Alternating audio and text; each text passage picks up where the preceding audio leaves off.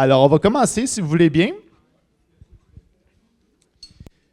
Donc, bonjour tout le monde. Alors, c'est un plaisir pour moi d'être ici aujourd'hui afin de vous parler d'un sujet qui est très passionnant personnellement, mais je pense que ça va aussi beaucoup vous appeler. Donc, je viens présentement vous parler d'un atelier qui est nommé les coopératives d'habitation et l'économie sociale, un toit commun. Petit jeu de mots. Alors, je suis le coordonnateur de l'équipe de projet du Conseil d'économie sociale de l'île de Montréal. Alors, à partir de maintenant, je vais prendre l'acronyme le CISIM. Donc, mon rôle au CISIM, justement, c'est de coordonner, ça le dit, je coordonne l'équipe de projet. Donc, s'assurer que l'ensemble des projets, dans le fond, réussissent dans le résultat. Je travaille aussi beaucoup au niveau des partenariats et autres, et à développer d'autres projets structurants pour l'économie sociale à Montréal. Mon background, bien rapidement, j'ai été entrepreneur moi-même dans ma jeune vingtaine, en entreprise avec mon père. Ensuite, les 10 dernières années, j'ai eu la chance d'accompagner, de former les entrepreneurs de tous les types et de tous les niveaux, dont l'économie sociale. Mais l'économie sociale, à l'époque, c'était un projet de temps en temps sur tous les autres types de projets. Et ça fait 2 ans que je suis au CISIM et que je fais ça à temps plein. Et c'est une vraie passion. Donc, j'espère que vous allez le sentir au courant de l'atelier. Donc, l'objectif d'aujourd'hui, c'est bien sûr de vous faire découvrir qu'est-ce que c'est l'économie sociale. Alors, on va passer au travail des mythes et préjugés de celle-ci, parce qu'il y en a plusieurs, et on va parler aussi des OBNL et les coopératives qui forment l'économie sociale, pour arriver justement à la conclusion de, les coopératives d'habitation, l'économie sociale, bien, pourquoi? C'est quoi le lien? Mais surtout, pourquoi c'est important d'en prendre conscience que vous en faites partie? Donc, c'est un peu la conclusion de l'activité. J'espère que c'est quelque chose que vous allez vraiment bien saisir à la fin. Et il va y avoir une période, bien sûr, de questions. Je vais peut-être vous interpeller à quelques reprises, mais on regardera vraiment les questions, si vous voulez bien, à la fin, là, juste pour s'assurer qu'on réussit dans le temps. Donc, qui est le CISIM? Est-ce qu'il y en a qui ont déjà entendu parler de CISIM? D'ailleurs, je suis curieux. Est-ce qu'il y en a qui connaissent? Ah, oui!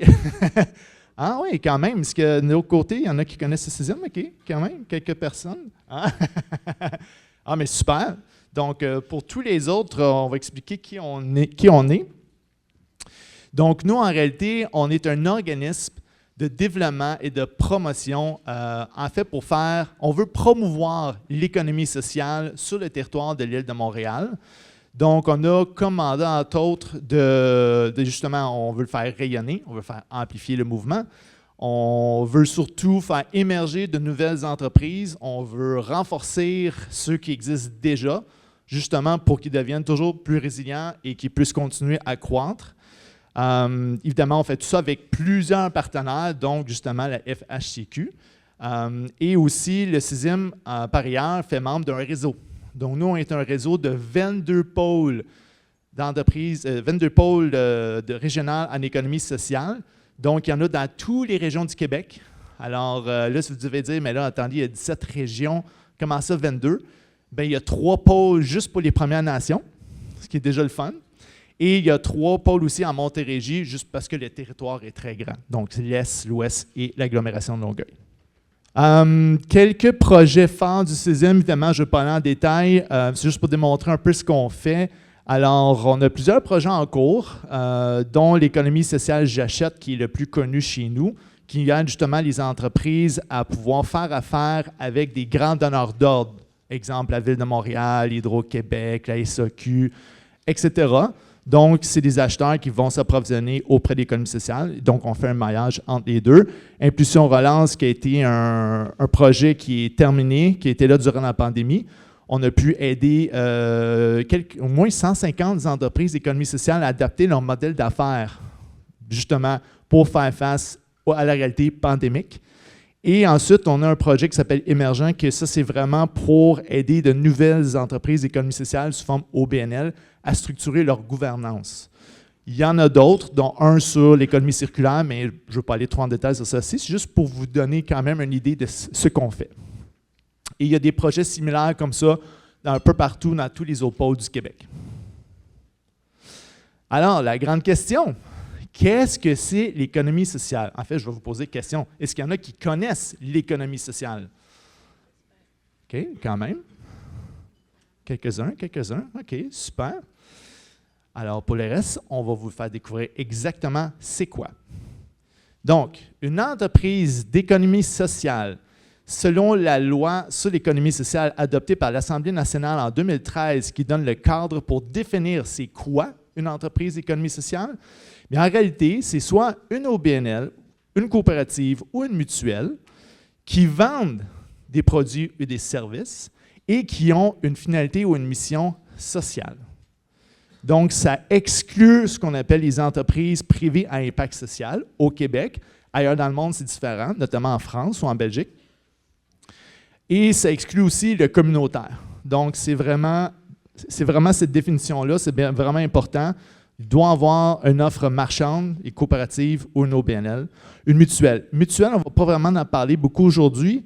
Il y en a beaucoup moins ici au Québec. Il existe quand même quelques-unes, mais on va surtout se concentrer sur coop et OBNL. Alors, sûrement que vous avez des préjugés, et c'est normal. On a souvent des préjugés sur quelque chose qu'on connaît moins ou qu'on a entendu parler. Bref, ça va me faire plaisir d'en présenter 4 et les défaire tour à tour pour vous. Alors, on voit ici les 4 préjugés. Souvent, on va dire, dans les entreprises d'économie sociale, le personnel est moins compétent. Ou on va dire, l'ensemble du personnel est 100% bénévole ou presque. Que les entreprises d'économie sociale, c'est dépendant des subventions qui vivent que de ça. Ou que la qualité du produit ou du service est beaucoup moindre de ce qu'on va trouver dans le marché. Pas certain c'est si vrai. Donc, la vérité, pour le premier préjugé, c'est que le niveau d'éducation des employés qui travaillent dans les entreprises d'économie sociale est actuellement pas mal élevé. On a beaucoup de gens qui ont, c'est sûr au niveau de la direction générale, qui ont des bacs, des maîtrises. Ça, c'est très régulier, très normal. Il y a aussi beaucoup de professionnels qui travaillent au sein d'entreprises d'économie sociale. Il y a plusieurs fonctions, que ce soit marketing, les ventes, évidemment des employés aussi là, qui vont faire la production. Mais c'est des gens généralement qui sont assez qualifiés. Le deuxième préjugé, que l'ensemble du personnel est bénévole, eh bien, ce n'est pas vrai. Parce qu'il y a presque 68 000 employés qui travaillent dans les entreprises d'économie sociale, et ce seulement à Montréal. Alors, on ne parle même pas de l'ensemble du Québec. La troisième, c'est qui dit « c'est juste dépendant des subventions ». Eh bien non! En moyenne, 20% des revenus des entreprises d'économie sociale seulement proviennent de subventions. C'est-à-dire qu'en moyenne, 80% de leurs revenus provient de leur offre marchande, ou on dit aussi revenus autonomes. Et en dernier, les produits et les services sont d'une qualité équivalente, juste que c'est avec des prix qui sont justes. Donc, les entreprises d'économie sociale ne sont pas dans une logique de vouloir faire l'argent à tout prix, comme on peut retrouver dans certains autres secteurs du marché. Ils sont vraiment là pour offrir un prix et un service qui est vraiment juste pour tout le monde. Maintenant, là, on va regarder les 5 piliers, les 5 fondements de l'économie sociale, que toute entreprise d'économie sociale a. Le premier, c'est, bien sûr, je pense que c'est assez évident, la mission sociale. Toute entreprise d'économie sociale ont ça, c'est leur fondement, c'est leur base. Que ce soit un organisme à but non lucratif ou même une coopérative, même si coopérative, c'est pour desservir les membres, c'est quand même une mission, une finalité qui est sociale. Deuxièmement, comme vous le voyez dans vos propres coopératives, c'est la gouvernance démocratique. Alors, toutes les entreprises d'économie sociale sont gérées collectivement, c'est par des conseils d'administration élus par les membres, comme vous connaissez déjà dans vos propres organismes. Donc, voilà. La distribution aussi, elle est également interdite ou limitée. Alors, oui, les entreprises d'économie sociale vont faire, on n'appelle pas vraiment ça des profits, mais plutôt des excédents qui seront utilisés pour financer la mission sociale. Bien sûr, dans les coopératives, il est possible de se verser des ristournes, mais encore là, ce n'est pas dans un but de s'enrichir. C'est vraiment dans un but de renforcer la mission. Quatrièmement, il y a une indépendance face à l'État. Et ça, c'est justement par le fait que les entreprises ne sont pas dépendantes de subventions à 100%, qui font qu'ils ont une liberté d'action dans leur entreprise pour mener la mission comme vraiment ils le souhaitent et aussi de développer leur entreprise comme ils souhaitent également. Donc ça, c'est vraiment important, cette autonomie-là. Et bien sûr, ont tous un ancrage dans la communauté. Peu importe, ça peut être une communauté territoriale, ça peut être un quartier, ça peut être une région, ça peut être un type de clientèle. Bref, il y a toujours une communauté dans laquelle elle s'inscrit. Toujours, toujours, toujours, ça vient de la base. Maintenant, où est-ce qu'on va placer l'économie sociale dans l'économie générale? Alors, comme vous voyez ici, il y a une échelle des deux côtés où ce que, sur une économie, bien, on va avoir d'un côté un impact vraiment plus axé sur le social et de l'autre côté, l'impact est beaucoup plus financier.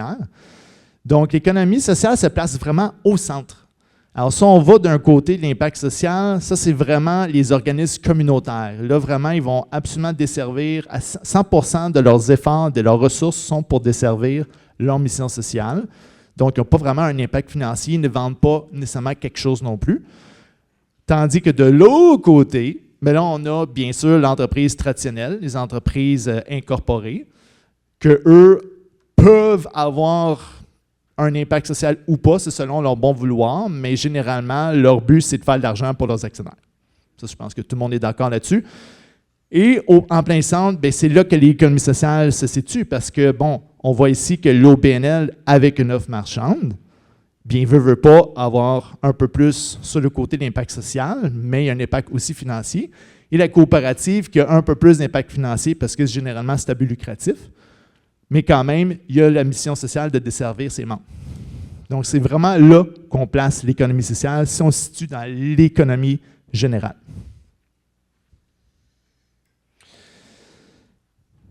Maintenant, on va parler des organismes à but lucratif qui font de l'économie sociale. Donc, on ne parlera pas nécessairement de ceux qui sont dans le milieu communautaire. On va vraiment mettre le focus sur le modèle économie sociale. Donc, c'est quoi les particularités?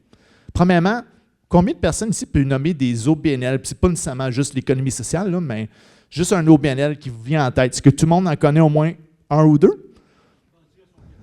Oui, c'est excellent ça, effectivement. Oui, c'est une entreprise, un OBNL d'économie sociale. Il a mentionné bâtir ton quartier.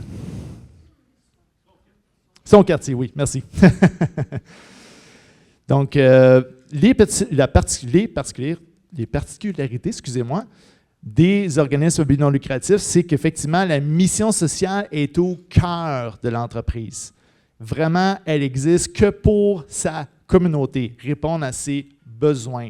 Les membres et les conseils d'administration, le conseil d'administration et la mission, garde la mission, dans le fond, en fait, va exécuter la mission de l'OBNL et c'est exactement pour ça qu'elle existe.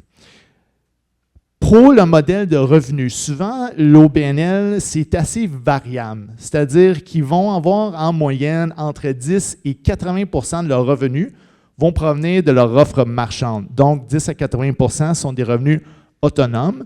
Ils vont avoir un peu plus accès à des subventions parce que c'est justement un organisme à but non lucratif. Ça leur permet d'avoir accès à des programmes de financement public, que ce soit fédéral, provincial, municipal, et avoir accès aussi aux formations.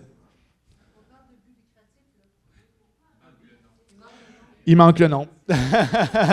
Désolé, ça c'est une coquille, effectivement. Ah ben oui, merci.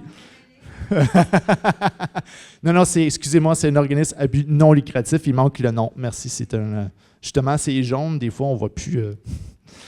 Ah oui, ça c'est tout à but non lucratif, excusez-moi. Donc voilà, alors évidemment, ben, ayant un but non lucratif, ça donne accès à tous ces programmes de subvention-là. Alors on va changer à l'autre rapidement. Alors ça aussi, c'est supposé être à but non lucratif.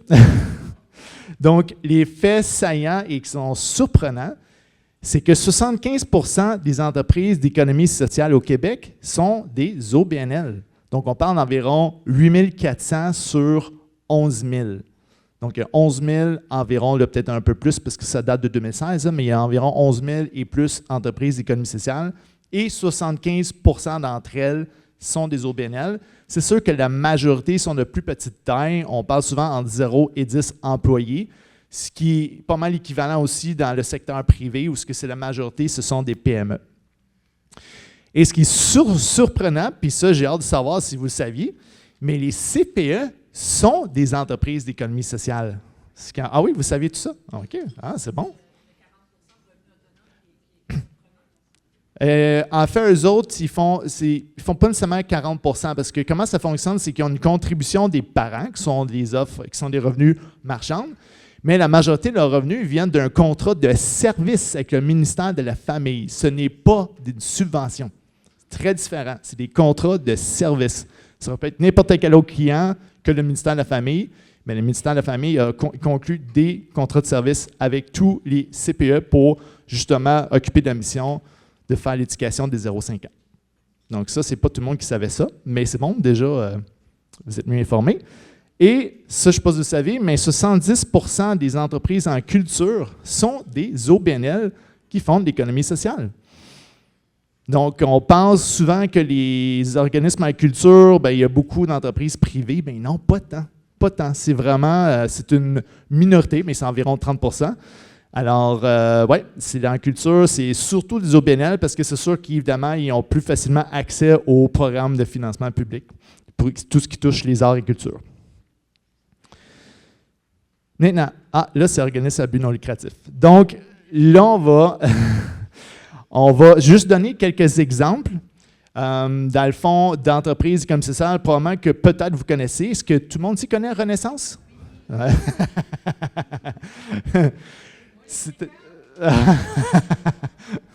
Alors, super. Alors oui, Renaissance, c'est une entreprise d'économie sociale. Ils ont quand même, ce qu'ils m'ont dit, pas loin de 1500 employés. C'est gigantesque, c'est vraiment gros, probablement des plus grosses au Québec. Alors, la mission sociale, ça, je ne sais pas si vous le saviez, là, mais c'est de faire la réinsertion professionnelle.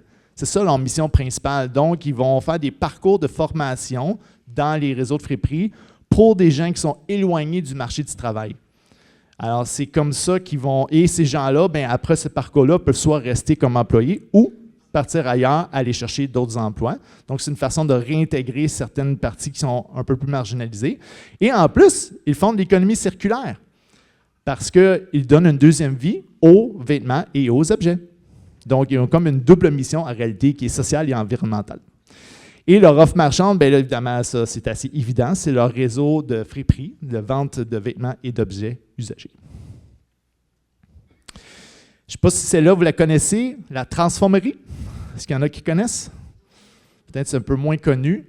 Très, très belle mission. Ce n'est pas, évidemment, pas aussi gros que là, on est dans les deux extrêmes, là, mais la Transformerie, en réalité, ils ont plus une mission environnementale, donc qui est de réduire le gaspillage des invendus dans les épiceries et les fruiteries. Alors, eux, ils se promènent, en plus, dans le fond, pas seulement qu'ils les récupèrent, mais ils vont aussi sensibiliser les commerçants à l'importance de faire attention au gaspillage alimentaire dans leur commerce. Et eux, comment ils vont se financer en majeure partie, leur offre marchande? Eh bien, ils fabriquent, ils vendent des tartinades, des sauces, des marmelades. Donc, ils transforment les invendus et ils vont les offrir dans les épiceries. Donc, ils sont un peu partout aussi là, au Québec. Alors, très, très belle entreprise et qui continue à grandir d'ailleurs. Maintenant, on va parler d'une forme que peut-être vous connaissez un peu, les coopératives.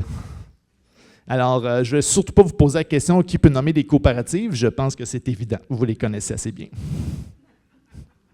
Alors, la particularité des coopératives, bon, peut-être que je dépendrai moins de choses, mais la mission, bien sûr, c'est de répondre aux besoins de ses membres qui ont un lien d'usage avec elles, obvious.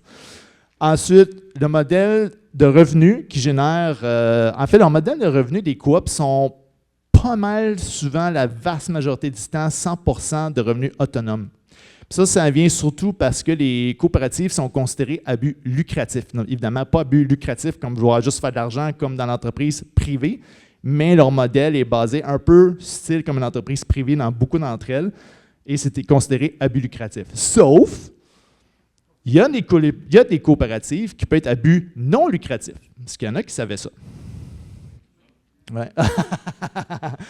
Alors voilà, vous connaissez. Donc oui, les coopératives. Voilà.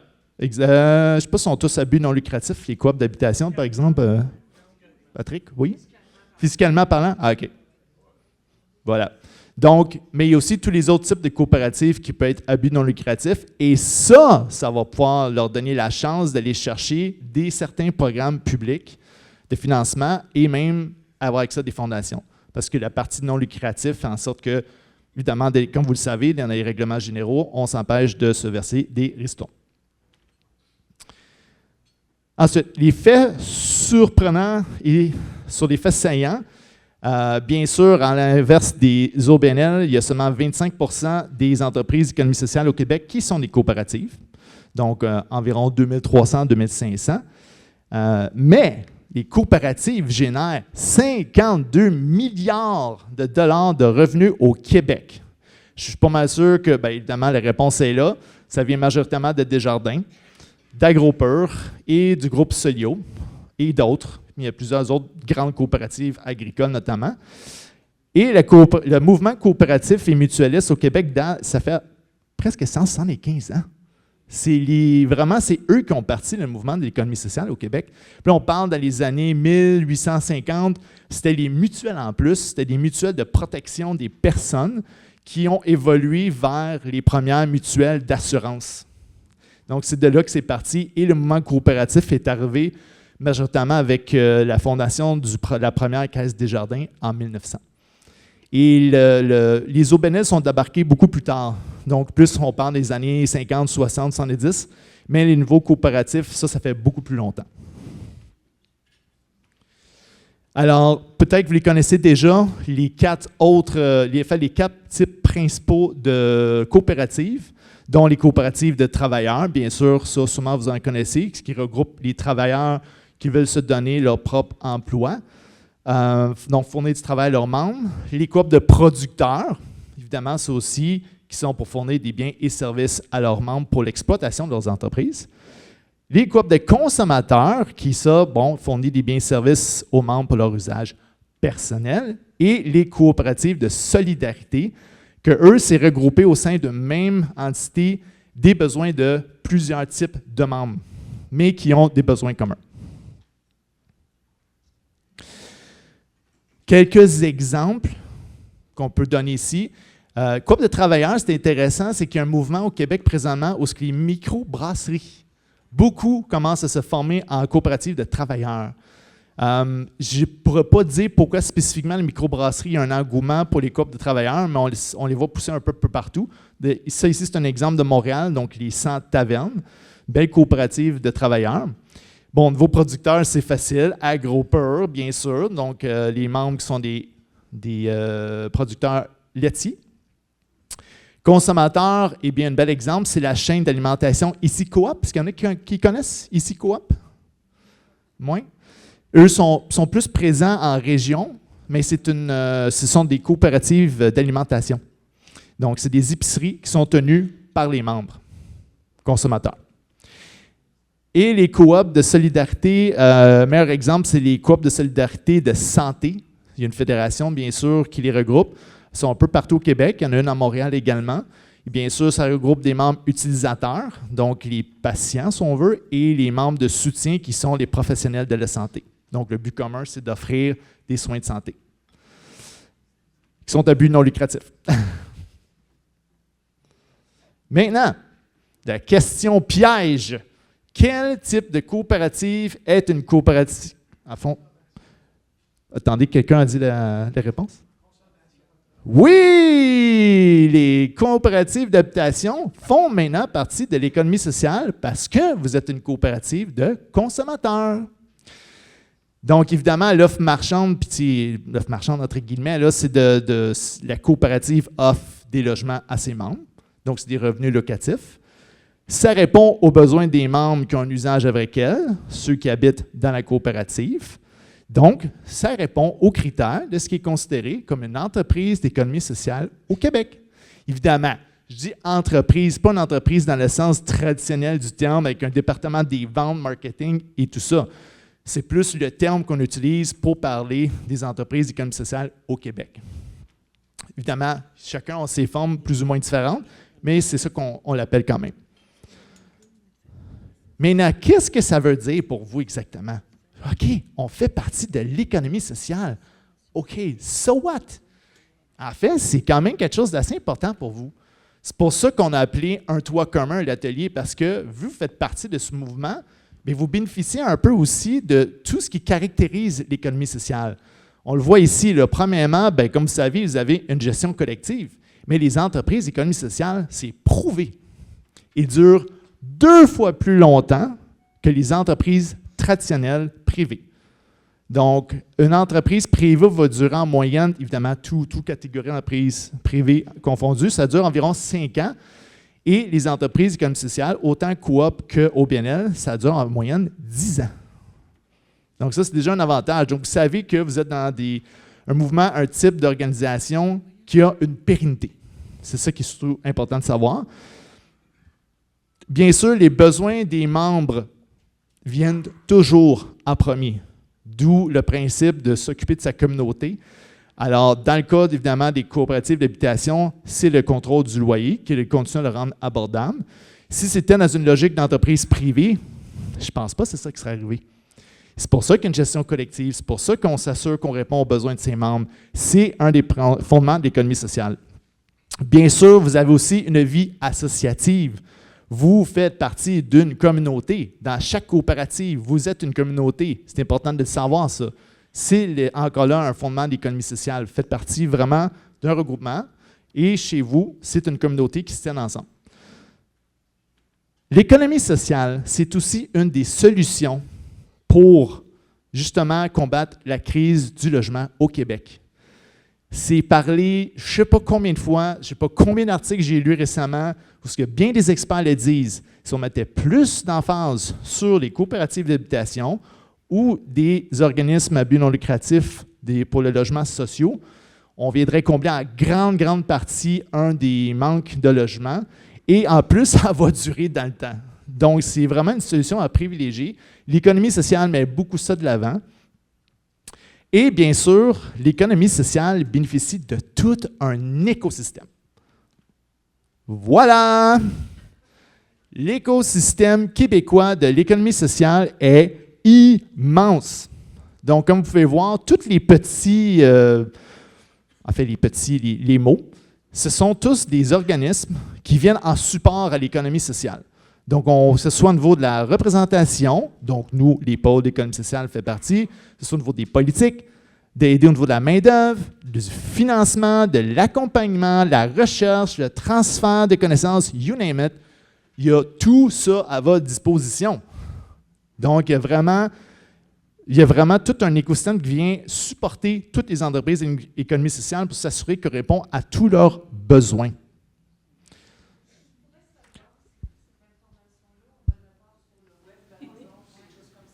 En fait, oui, je peux m'assurer de transférer l'information à la Fédération. Bien sûr, oui, et vous allez pouvoir les recevoir par la suite, ça va nous faire plaisir. En conclusion, les coopératives d'habitation, chacun d'entre vous, vous êtes un acteur de l'économie sociale. Vous faites partie du mouvement.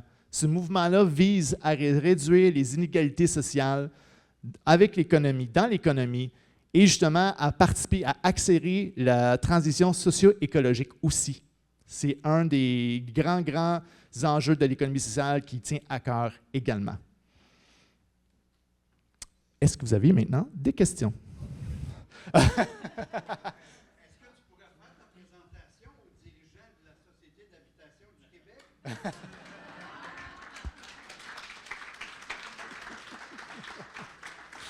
Ça nous ferait tellement plaisir, vous n'avez pas idée.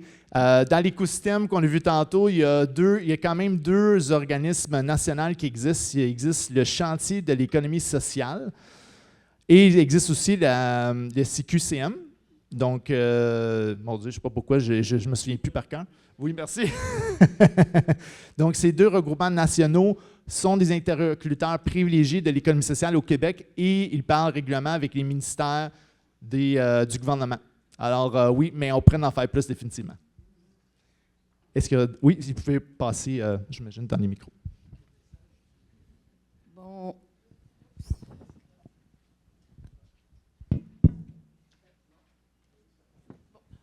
Est-ce que vous m'entendez? Oui.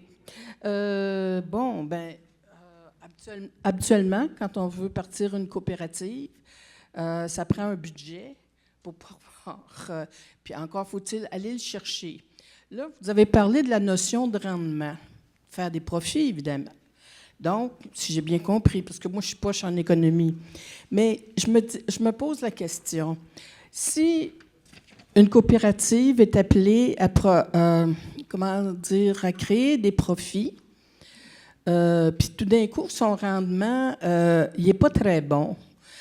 Et comme on a vécu au Québec des gouvernements, que ce soit libéraux ou caquistes, ou même, en tout cas, dans certaines circonstances avant, que pour eux autres, le profit, c'est bien important. Mais si le profit n'est pas au rendez-vous une année, bien là, je m'imagine que les gens, une personne comme François Legault nous dit ils n'avaient pas fait assez d'efforts là, pour créer des profits, assez de rendement pour faire tourner la boutique. Puis il y a tout le temps des réparations, il y a tout le temps des trucs qu'il faut pourvoir. Donc, moi, ça m'interpelle parce que là, est-ce qu'ils vont continuer à faire du financement? Parce qu'on est supposé d'avoir créé notre propre financement. Mais si en tout cas, on n'a pas les résultats requis, moi, en tout cas, j'essaie d'imaginer là, la réponse de ces gouvernements-là. Puis, est-ce que ça ne met pas en péril aussi l'existence des coopératives d'habitation elles-mêmes? Parce que déjà que d'avoir un bon comité de finances qui pourvoit à toutes les dépenses, puis qui fait en sorte qu'on n'est pas à côté de la coche, puis si en plus, il faut qu'on ait des gens qui imaginent des projets pour créer du profit, ou ben non, j'ai rien compris de votre présentation, ou ben non, j'aimerais que vous explicitiez, s'il vous plaît. Merci. Ça va me faire plaisir. Tu sais, tantôt, quand je disais qu'une entreprise d'économie sociale, surtout une coopérative d'habitation, évidemment, ce n'est pas une entreprise, comme je disais, où c'est une structure ou un modèle traditionnel avec directeur des ventes et marketing. Ce n'est pas vraiment ça.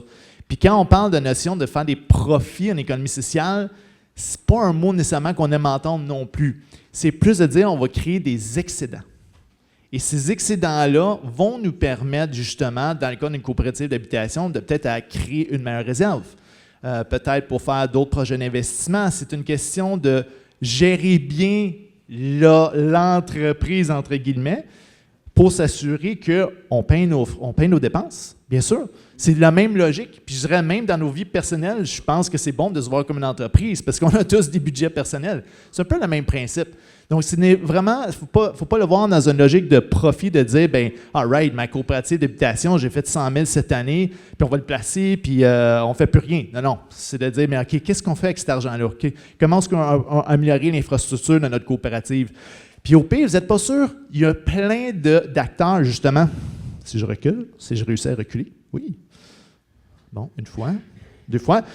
Il y a tout l'écosystème. En plus de la Fédération, bien sûr, d'habitation de coopérative du Québec qui est là aussi pour vous aider, mais en plus de eux, vous avez tout l'écosystème ici. Donc, si vous dites, ouf, j'ai des enjeux de financement, eh bien, voilà. Juste au niveau du financement en orange, vous avez tous ces acteurs-là qui peuvent soit venir financer, soit vous accompagner pour mieux gérer les finances. Vous n'êtes pas seul. Mais ce n'est pas dans le sens de faire des profits, c'est une question de viabilité à long terme. C'est surtout ça le but de bien gérer et de créer des excédents de sa coopérative. Bien, merci. On a une autre question. Allez-y, M. Cotenoir.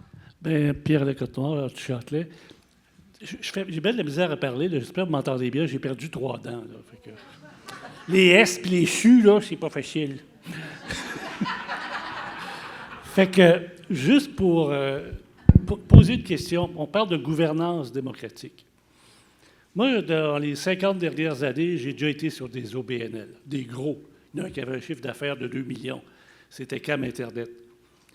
Et la loi sur les compagnies, troisième partie dans laquelle il fonctionne, qui est une loi rétrograde, si vous voulez mon avis, fait en sorte qu'il ne peut y avoir absolument pas de gouvernance démocratique là-dedans.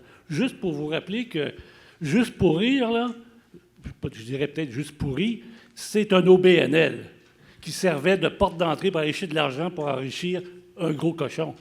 Fait que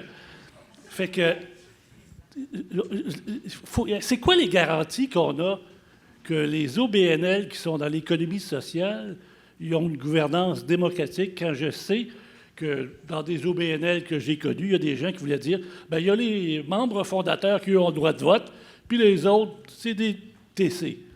Eux autres, c'est des utilisateurs. Oui, oui. C'est quoi qu'un organisme comme le CESIM ou le Chantier ou les autres font pour s'assurer que c'est des modèles démocratiques et non pas autocratiques? C'est une excellente question. Puis, M. Connoir, je pense aussi que vous référez à des OBNL dans le milieu des festivals, notamment, où ce que ça, je pense que tout le monde a entendu parler, qui était ce qu'on appelle des centres de coûts, qui allaient chercher des subventions et donnaient des contrats de services aux entreprises privées. Donc, si on veut, l'OBNL épongeait les dépenses, mais passait l'argent en réalité à l'entreprise privée qui était derrière. Ça, c'est malheureusement connu. Il y a eu des exemples de tout ça. On a vu. Ce que nous, on pourrait dire, c'est qu'au CESIM, nous, ce qu'on fait dans le projet, comme je vous ai montré tantôt, qui s'appelait Émergent, on prend des entreprises, de nouveaux OBNL, et nous, on les aide justement à structurer leur gouvernance. Et à l'intérieur de leur gouvernance, on leur donne les scènes pratiques, justement, de gestion démocratique.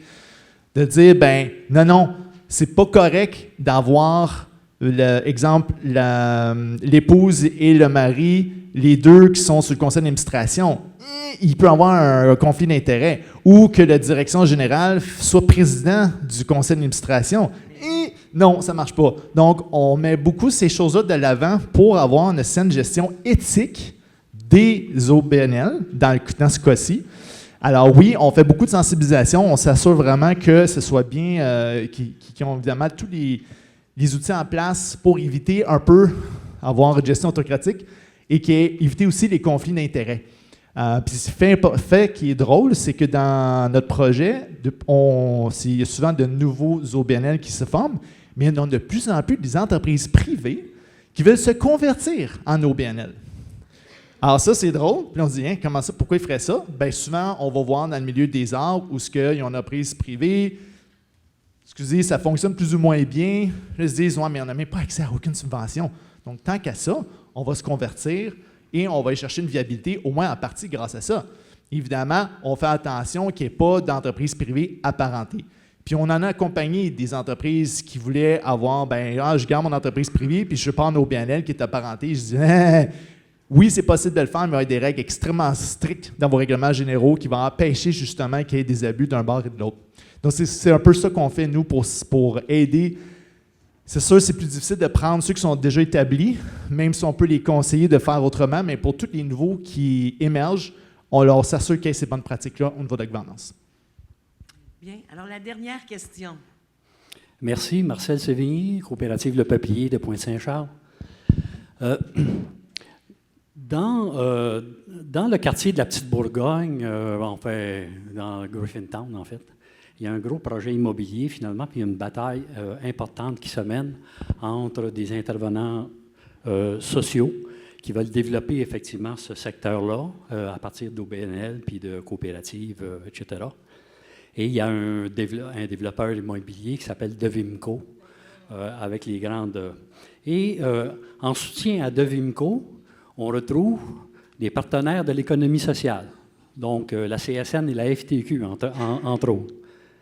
La question est, est-ce que vous considérez que la présence des fonds de la CSN et des fonds de la FTQ en soutien à un capitaliste privé qui combat effectivement un projet, des projets qui peuvent plus ressembler à ce qu'on appelle l'économie sociale, et que c'est normal, et que si ce n'est pas normal, est-ce que le Conseil de développement fait des pressions ou des interventions auprès de ces organismes-là qui financent, qui aiment mieux financer les grands capitalistes plutôt que les projets de type sociaux? Merci. Très bonne question. Effectivement, nous, le CISIM, on n'a pas nécessairement un rôle direct politique. C'est sûr qu'on rencontre régulièrement.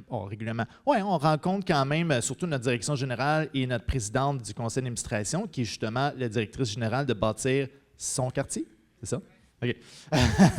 Donc, oui, ils rencontrent des élus, effectivement. Ils vont rencontrer des élus. Ils vont souvent mettre de l'avant l'importance de l'économie sociale. C'est sûr qu'on n'a pas une position militante, c'est-à-dire on n'essaie pas d'aller sur l'espace public pour essayer de changer des politiques. C'est sûr que quand on parle à des élus, on essaie de sensibiliser à l'importance justement des pratiques éthiques, du développement de l'économie sociale.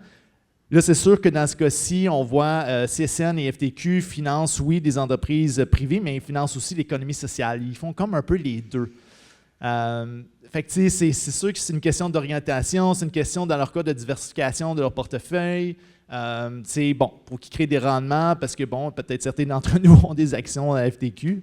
Alors, fait que c'est un équilibre qui n'est pas facile à avoir.